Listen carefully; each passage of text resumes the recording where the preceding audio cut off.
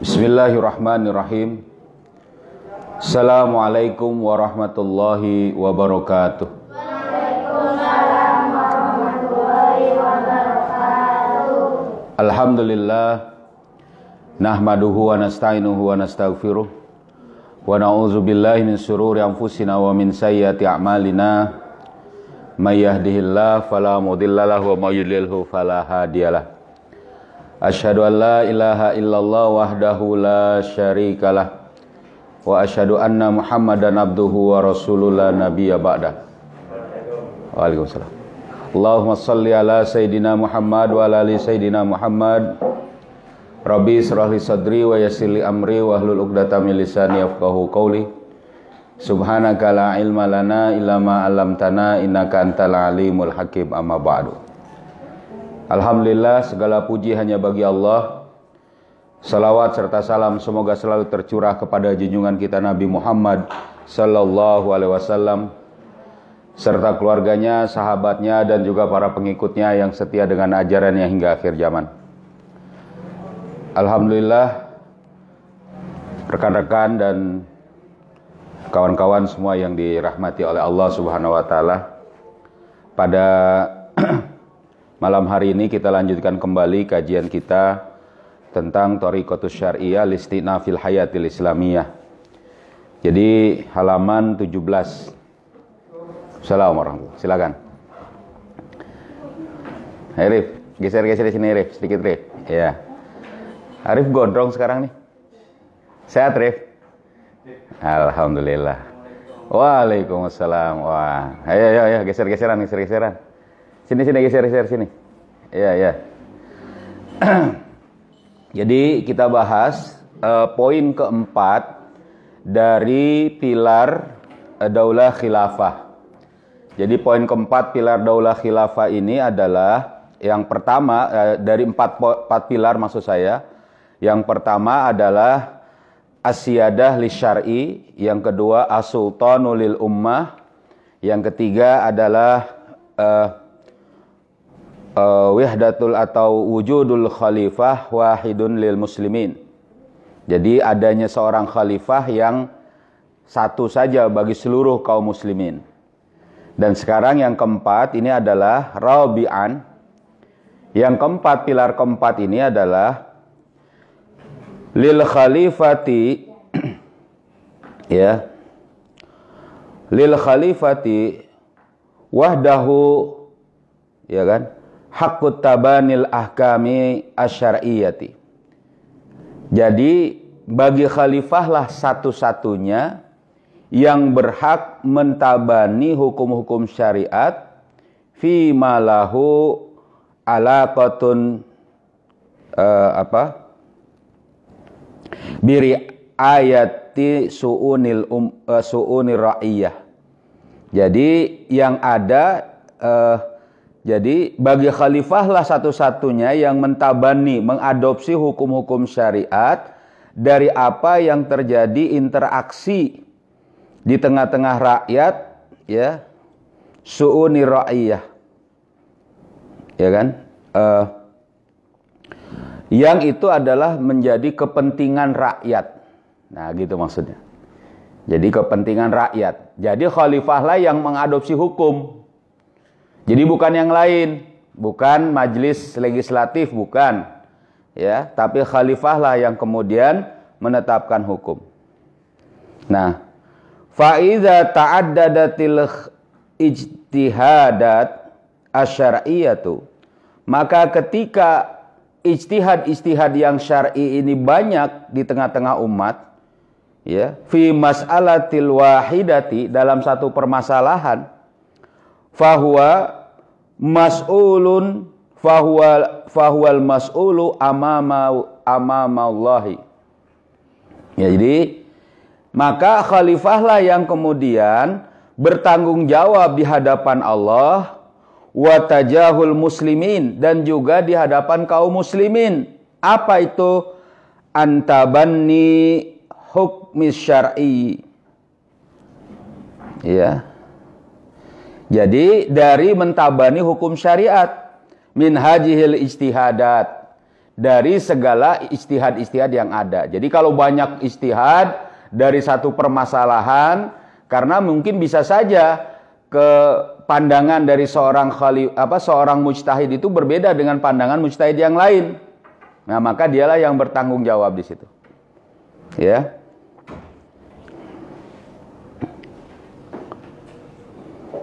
Ya kan? Alladzi yaghlabu ala aduh, nggak kelihatan ini nih.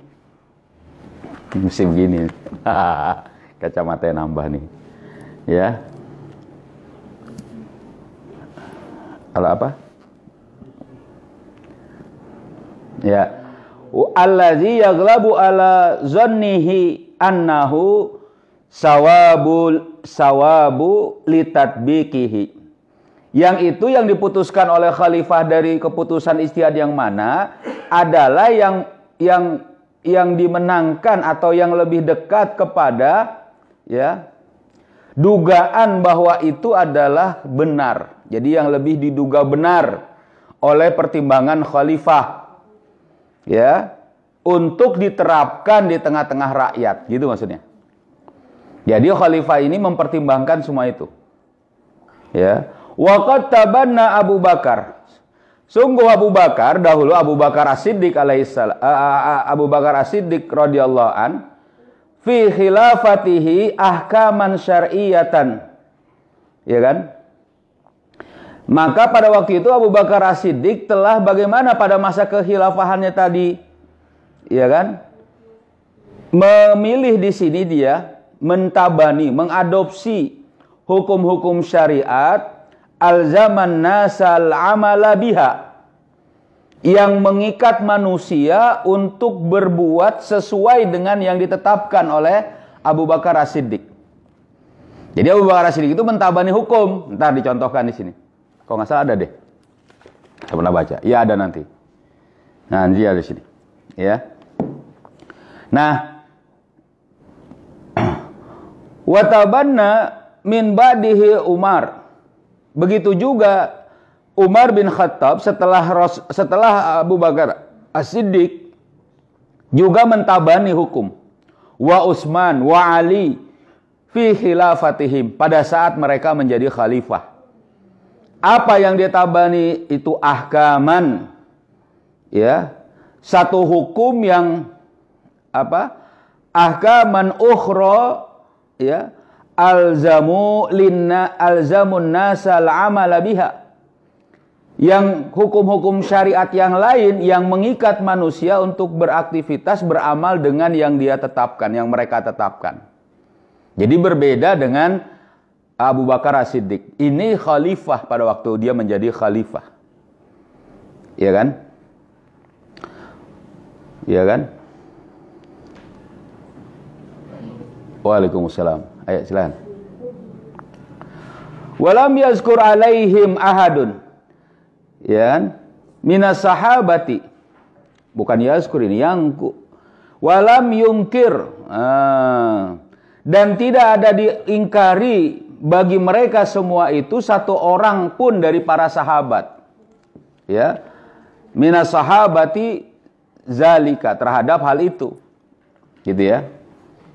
Fakana ijma'an minas sahabati, maka jadilah apa yang mereka tetapkan dan berbeda dengan ketetapan Abu Bakar As-Siddiq sebelumnya, ini menjadi ijma sahabat. Apa itu? Bahwa khalifah mengadopsi hukum. Jadi bukan nyari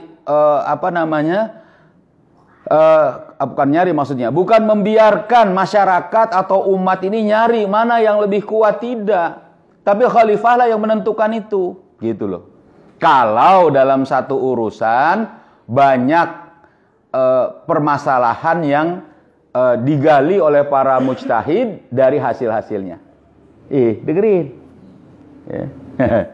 Gitu ya. Nah, itu gitu. Ya. Jadi bahwa ini menjadi ijma sahabat apa? Alla anna lil khalifah, bahwa sesungguhnya bagi khalifah an yatabanna ahkaman muayyanatan, untuk dia ini mentabani hukum-hukum tertentu yulzimun nasal amala biha, yang mengikat manusia untuk berbuat dengan apa yang dia telah tabanikan, telah adopsi. Ya kan?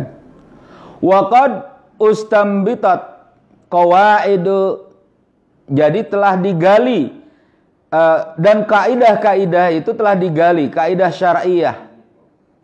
Ya kan? Masyhuratan fi zalika, yang itu adalah termasyhur terhadap urusan ini. Misalnya, lisultani ayyuhdisa, bagi seorang pemimpin, bagi sultan, hendaknya dia itu apa? An yuhdisa minal aqdiyah, hendaknya dia menetapkan, ya, dari segala permasalahan-permasalahan, maksudnya menetapkan satu buah dari permasalahan-permasalahan, biqadri ma yahdusu min muskilat, ya, sesuai dari permasalahan-permasalahan yang baru yang muncul atau yang ada. Jadi muskilat itu permasalahan-permasalahan yang muncul, yang di situ baru lalu kemudian banyak. Maka bagi seorang sultan, dialah yang kemudian menetapkannya. Bagi seorang pemimpin, dialah yang menetapkannya. Ini kaidah. Atau yang kaidah yang lain, misalnya amrul imam, ya, amrul imam yarfa'ul khilaf.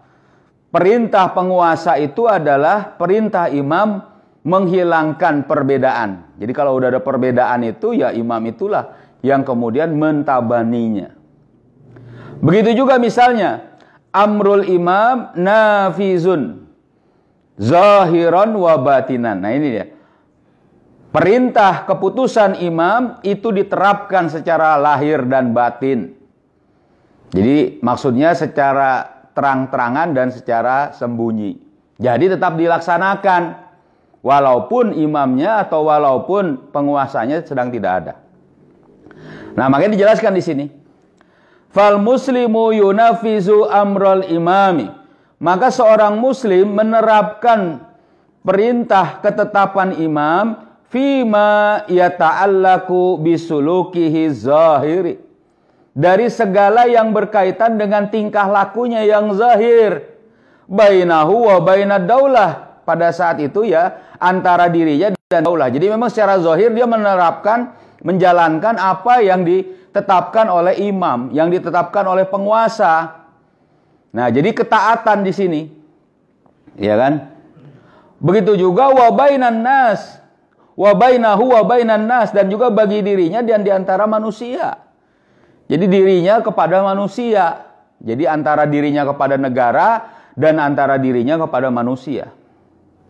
Wa kadzalika, demikian juga seorang muslim harusnya bagaimana menerapkan perintah imam fi sulukihil khafi, pada tingkah laku yang tersembunyi anid daulah. Ya. Jadi kalau perintah negara itu hatinya juga harus plong menjalankannya. Karena tadi amrul imam nafizun zahiran wa batinan. Nah, ini cuma ada di mana ini? Cuma ada di dalam daulah khilafah. Ridho rakyat itu, ya kan? Jadi kalau nanti khilafah berdiri, jangan dipikir rakyat itu tidak akan cinta kepada pemimpinnya.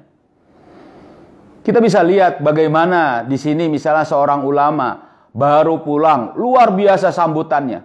Bagaimana ada seorang kiai, seorang ustadz, ya, kalau sekarang sudah meninggal dahulu. Dia itu tidak ngawain, tapi kemudian bagaimana? Dia kemudian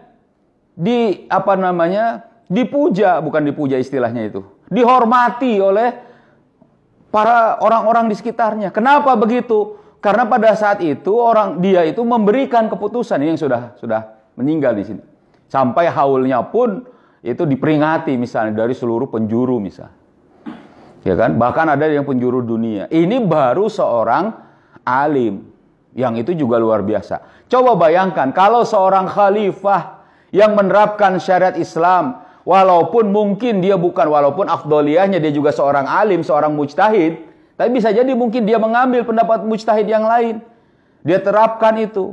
Rakyat diminta untuk taat kepada dia karena ada baiat taat dan baiat iniqad, ya bayat iniqad pengangkatan dan bayat taat.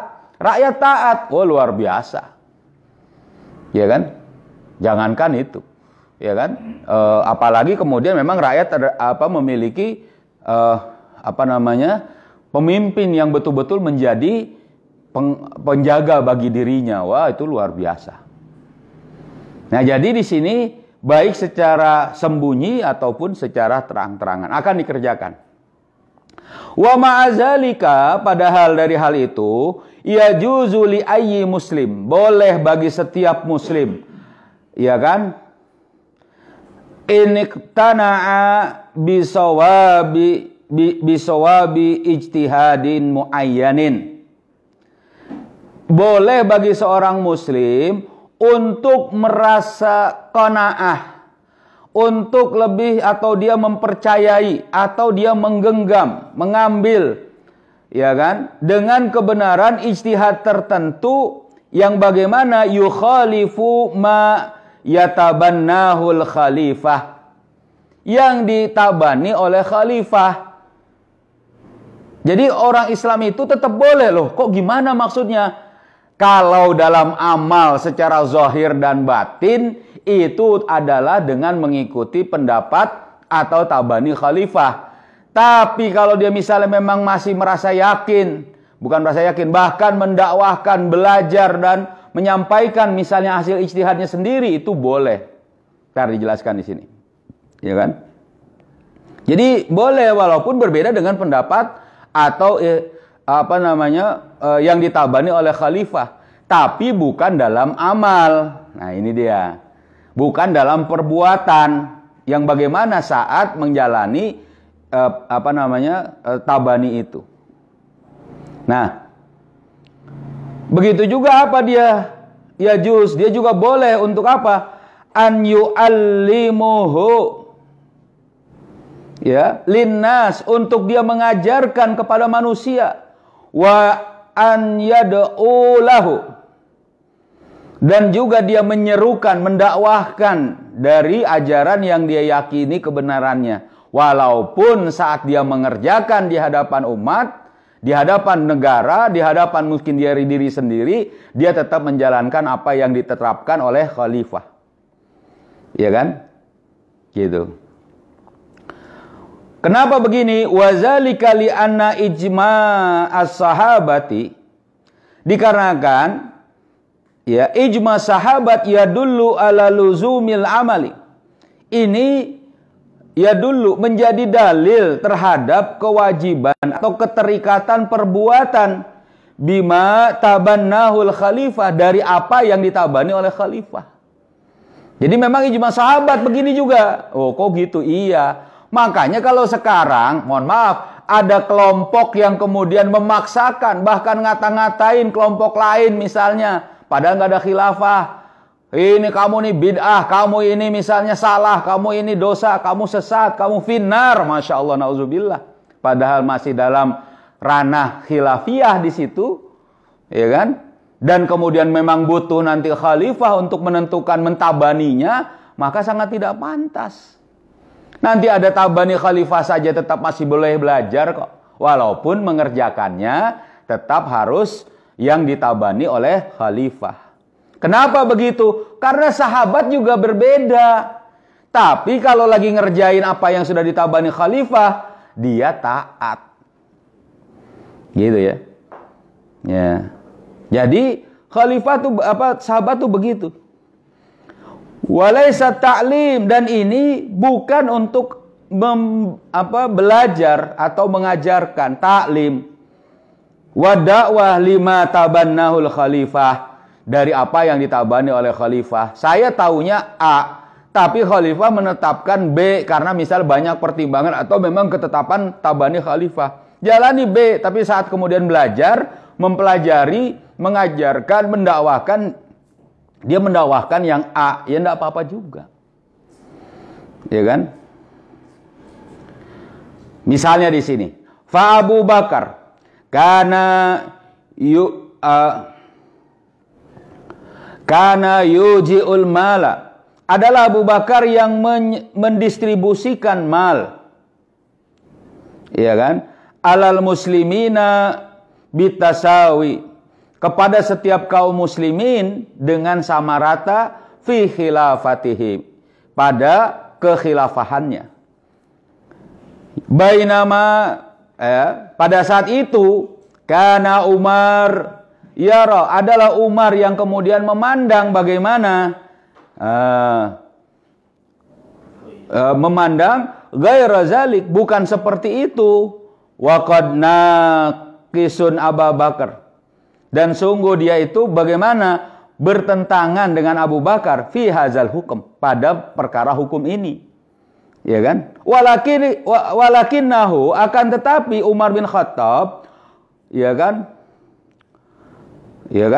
khada'a amalian, akan tapi Umar bin Khattab tunduk kepada aktivitas yang kemudian tadi dengan yang ditabani oleh Abu Bakar As-Siddiq, ya kan? Lama tabannahu Abu Bakar, dari apa, ya, lima tabannahu Abu Bakar, dari apa yang ditabani oleh Abu Bakar.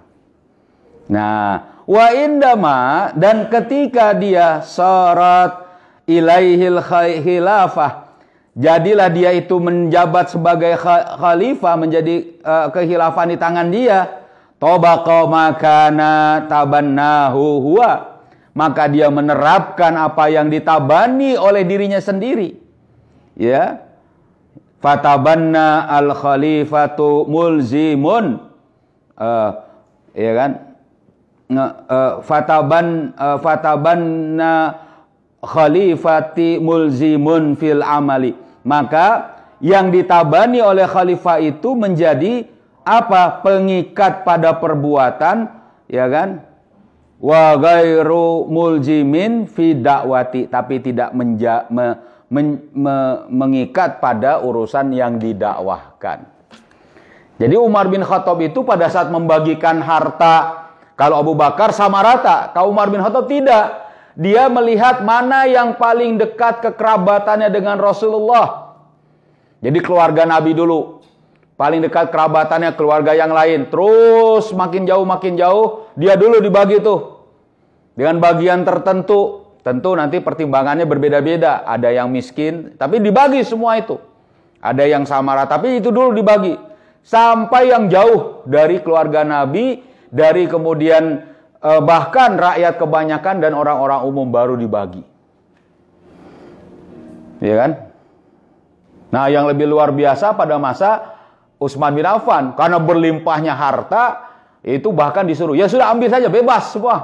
Kira-kira gitu, walaupun tidak terlampau bebas. Jadi ada orang yang butuh, dia ngambil sebanyak yang dia bisa. Walaupun berikutnya, ya kan, maaf, di masa akhir juga dari Umar bin Khattab, ya, terutama pada masa Umar bin Affan. Nah, pada waktu Umar bin Khattab itulah, di masa-masa akhirnya itu, bagaimana dia? Dia membentuk Baitul Mal untuk pembagian harta tadi. Karena ada datang dari segala tempat. Ini pilar yang keempat. Berikutnya sudah jadi, sudah bab baru ini. Ya. Gitu. Ini kayaknya ada apa? Fotokopiannya ketutup ya? Enggak ya? Oh enggak, ini memang setengah ya? Iya, nanti mungkin dicek lagi. Sama ya? Setengah ya? Memang setengah ya? Oh betul, berarti sama dengan. Iya tuh, digeser. Itu. Nah. Ya. Silakan. Itu yang mungkin kita sampaikan sebagai materi kita. Silakan kalau ada pertanyaan, masih ada waktu. Memang untuk bertanya dari waktu yang disisakan. Jadi harus bertanya. Silakan. Ada pertanyaan? Atau diambilkan dulu kopinya, silakan. Ayo. Nah, sambil. Iya. Ada? Silakan. Terkait tabani seorang khalifah. Iya, taban. Kalau di sekarang gitu ya, yang terjadi banyak perbedaan itu kan penentuan awal puasa sama Iya. akhir itu. Nah, ini kan menjadi persoalan tiap tahun lah di sebelah gitu ya. Nah bagi kita gitu ya yang khalifah belum ada gitu ya, apakah berarti harus mencari pendapat yang lebih kuat terkait dengan awal dan akhir puasa itu? Iya, jadi gini, tabanni ini pertama artinya mengadopsi hukum ini dengan adanya ilzam, adanya pemaksaan atau adanya pengikatan terhadap orang atau manusia untuk beramal dengan apa yang ditabani, itu adalah hanya ada pada masa khilafah. Jadi khalifah lah yang kemudian berhak mentabani. Kalau dia bukan khalifah, sebenarnya dia tidak berhak untuk memaksa orang. Kalau mentabani sih bisa saja. Saya mengadopsi hukum ini. Saya mengajak orang-orang jamaah saya mengadopsi hukum ini. Boleh saja. Tapi memaksa orang untuk kemudian terikat dengan hukum tadi, ya kan? Bahkan sampai seorang alim yang lain misalnya hanya bisa mengajarkan atau mendakwahkan saja, pada saat berbuat dia harus tetap ikut kepada keputusan khalifah, maka pada saat itu memang hanya khalifah saja yang berhak untuk bagaimana? Mentabani hukum itu. Dengan syarat hukum tadi adalah hukum yang banyak pendapat mujtahid terhadap apa? Terhadap satu permasalahan yang menurut masyarakat semuanya itu bisa dalam posisi yang sama kuat. Harus diingat dulu gitu. Sama kuat. Kenapa begitu? Karena sudah terjadi ikhtilaf. Ya kan? Karena perintahnya itu fa in tanaza'tum fi syai'in farudduhu ilallahi wa rasul. Ya, ilallahi wa rasul itu ada yang kemudian dijalankan oleh seorang khalifah. Nah, jadi hukumnya itu adalah memang nampak bahwa di tengah masyarakat terdapat perselisihan terhadap hukum keputusan hukum dari satu permasalahan.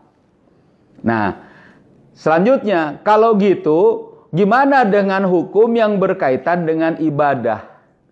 Masalah akidah dan ibadah itu tidak akan ditabani oleh khalifah. Kenapa begitu? Karena itu bagian dari adanya iktikad seseorang untuk dia sampai meyakini dan menjalankan konsekuensi dari keyakinan itu dalam peribadatan ibadah mahdhah. Tetapi ada hal-hal tertentu yang bisa terjadi kekacauan di tengah masyarakat. Misalnya, ya kan? Karena sebenarnya hukum ibadah itu sangat jelas. Misalnya yang paling jelas adalah misalnya penentuan 1 Ramadan. Karena memang ada yang berpendapat dengan melihat langsung ya birai atau dengan misalnya bil hisab dengan perhitungan. Dalilnya sama. Ya kan? Bahwa umatku ini dalam keadaan ummi, kan gitu. Asyahru kaza wa kaza wa kaza, kata Rasul. Asyahru kaza wa kaza wa kaza. Jadi kadang 1 bulan itu 30 hari, kadang 1 bulan itu 29 hari. Bagaimana ini? Kadang 29, kadang 30. Lalu kemudian ada hadis, ya kan? Sumu li ru'yati waftiru li ru'yati. Fa in gumma alaikum faqdurulah. Berpuasalah karena melihat bulan dan berbukalah karena melihat bulan. Apabila terhalang penglihatan kamu maka faqdurulah, maka diperkirakanlah di sini. Faqdurulah ini adalah maksudnya apa? Digenapkan dalam satu pendapat. Tapi kata ada faqdurulah ini dan ada hadis tadi, ada yang langsung bagaimana? Menghisab, menghitung, perhitungan. Jadi akan terlihat sekian, sekian, dan sekian. Tetapi perhitungan ini tidak menjadi sebab hukum. Sebab hukum atau munculnya hukum tadi itu atau adanya puasa 1 Ramadan pada saat adanya ru'yat menurut hadis ini. Nah, cuman memang ru'yatnya ru'yat siapa? Nah, ini lagi masalah berikutnya. Nah, ada yang kemudian kata Imam Syafi'i sendiri berjarak 150 km. Misal 154 farsah, 125 farsah, dia mengatakan begitu. Nah, Kalau sudah seperti ini, jadi bagaimana antara Jawa Tengah, Jawa Timur, ya kan? Lalu kemudian Irian Jaya, Papua akan berbeda misalnya. Nah, ini bisa jadi kacau padahal dalam satu waktu atau bahkan satu wilayah. Nah, ini akan terjadi perbedaan-perbedaan. Makanya kalau gitu gimana? Disinilah khalifah butuh menetapkan tanggal untuk dimulainya bahwa sudah terlihat ru'yah hilal, melihat hilal di satu tempat dari seluruh penjuru dunia. Karena satu dunia satu hilal. Disinilah butuh ketetapan khalifah. Ini bukan dalam bagaimana mentabani hukumnya, tetapi menyatukan umatnya yang menjadi penting di situ. Nah, ini oleh khalifah. Jadi nanti kalau ada khalifah gitu, tapi kalau gitu umat menyatu bersatu, apakah dia pasti puasanya bareng? Ya tetap beda, waktunya tetap beda. Tapi mereka mendapati hukum yang kemudian hukum tadi sudah masuk kepada kondisi bulan Ramadan atau bukan.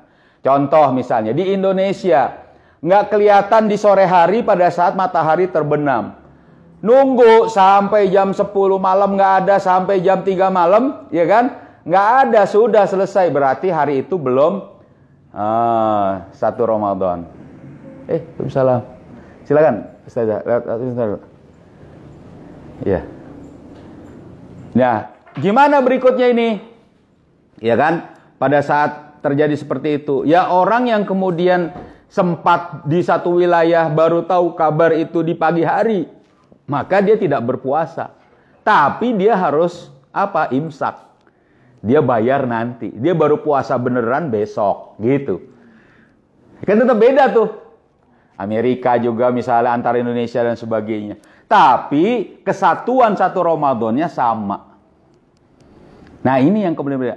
Ini bagi khalifah. Terus pertanyaannya, sekarang kan khalifah belum ada. Gimana ini? Ya memang kacau. Makanya harus ada. Terus gimana kalau gitu? Kita ngikutin yang bagaimana? Apakah yang terkuat? Kalau pendapat yang terkuat bisa kita kaji, kita telaah, ya kan? Maka ambil pendapat yang terkuat tadi. Kalau kita tidak mampu, ya kita ikuti dengan siapa yang kemudian alim ulama yang hanif. Bukan alim ulama yang, mohon maaf misalnya, imanuhum fi amplopihim misalnya. Nauzubillah. Keimanan mereka pada amplop mereka misalnya. Jangan. Orang yang seperti itu sudah cacat, tidak layak lagi untuk menjadi panutan.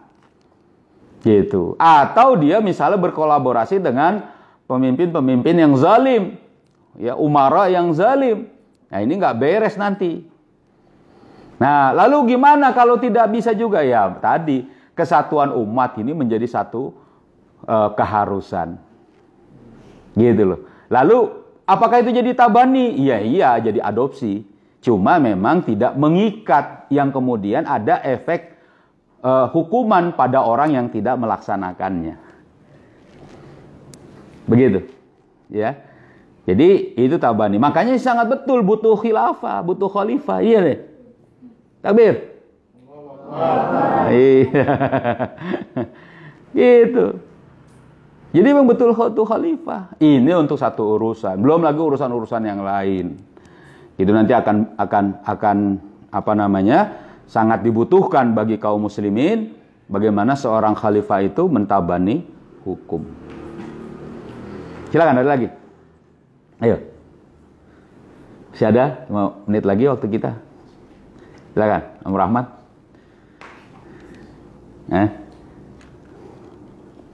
Tapi paham ya? Iya. Jadi begitu.